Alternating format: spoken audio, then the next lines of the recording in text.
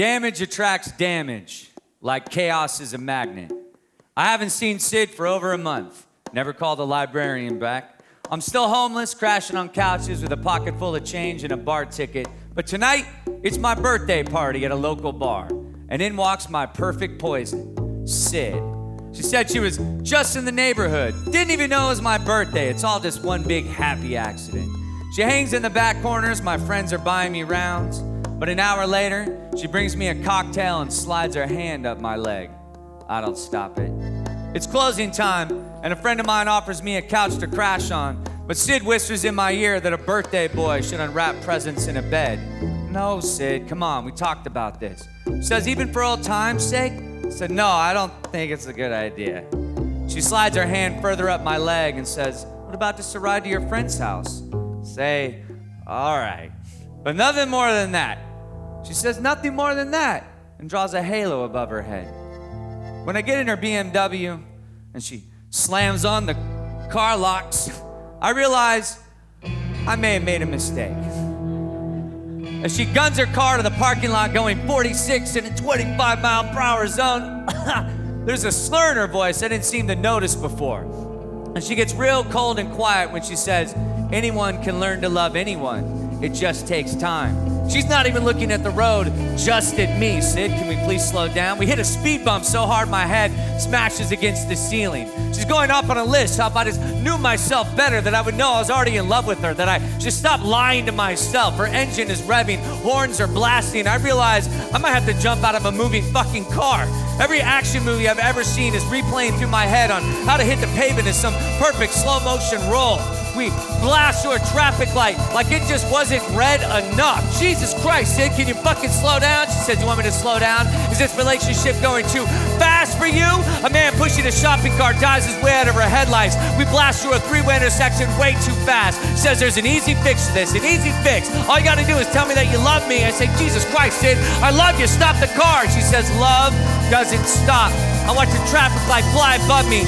We smash headlong into a sedan that goes spinning into a crosswalk, glass shattering across the street. There's a sickening screech of metal grinding, her windshield cracking, her hood crunching into a twisted mess, and everything is spinning and spinning and goes black.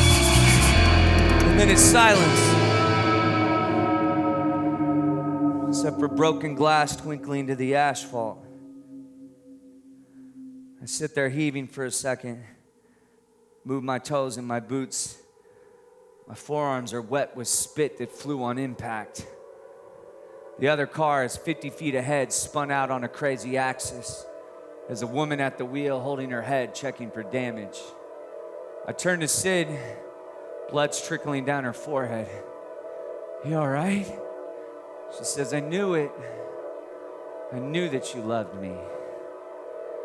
I hear cussing across the intersection. The other woman's getting out of her car. Sid says, what happens now? What do you mean, what happens now? I don't think you have a lot of options here, Sid. Jesus Christ. I think the cops are gonna come, you're probably gonna get a DUI and go to fucking jail. Or you can run and leave your car here, but I don't think that other woman's gonna let you get very far. She says, no. What happens now between us? I want to wipe the blood off her face, but I'm scared to touch her. The other woman's nearing the window, holding her phone. Sid's not looking at her. The other woman says, that was a red light. Are you crazy, bitch? A red light. The fuck out your car. Sid still hasn't turned to see her. Are you drunk? Oh my God, I can smell it. You had better have insurance, bitch. I cannot believe this shit. I gotta get out of here. Sid's gonna keep pulling me deeper. I don't want to see how much further this can go. I unclasp my seatbelt. The soundtrack of approaching sirens scores Sid's final words. Help me. I can't. I don't know if I ever could. I back up slow as blue and red lights come around the corner. I'm fading into the shadows past the street lamps. I stagger 10 blocks and circle. Come back just in time to see Sid getting put in the back of a cop car in handcuffs. She calls him from jail in the morning, says her parents are flying back to make her bail. She leaves me a message the day she gets out. Says she loves me and's got a bottle of champagne the next time she sees me. I stay away from the old bars. I don't go to Van Cleef's for a year. The Tango is over. It's 10 years, 2 leases, and 3 girlfriends later. I blow out my knee doing a drunken kickboxing session in my kitchen, so I'm a fucking idiot and doesn't learn shit. A friend of mine gives me a free pass to a yoga class, tells me I should try something a little more gentle. So I show up, ready to sweat out a decade plus of toxins and endure the god-awful music.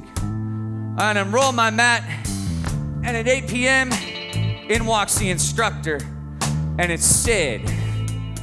Now impossibly toned and tanned, her hair cut short, wearing all black like she used to. We meet eyes, and that same smile comes across her face. She looks away to start the class. I can see the scorpion tattoo faded on her arm. I follow all of her instructions, up until the point where she tells us all to close our eyes and to take deep meditative breaths. I keep mine open, and we stare at each other across the class in silence. The class ends, and I'm rolling up my mat. I'm 10 feet out the door when she says my name. I turn, and she's holding car keys in her hand. She asks if I want to ride. Says nothing more than that, and draws a halo above her head. You have got to be fucking kidding me, Sid. Then she points at her car. It's a station wagon with 2 child seats in the back. She holds up the wedding ring on her finger and says, just kidding, there's no room. It's all right. I was gonna walk anyway as I live close. She stops me again. You still writing suicide notes on bar napkins? No. Now it's to-do list. She points at her tattoo, says, what was that shit? Oh yeah, poison should always be labeled, right? Well, life is a choose-your-own-adventure, Jamie. I hope you get the ending you want. I tell her I'm sorry. She was right. We were both reflections of each other, and I just learned I couldn't look away anymore. She shrugs, says we were young. We just weren't the right antidotes for each other. See you around. I keep walking. I don't look behind me as her headlights pull away. Just another car going in the opposite direction.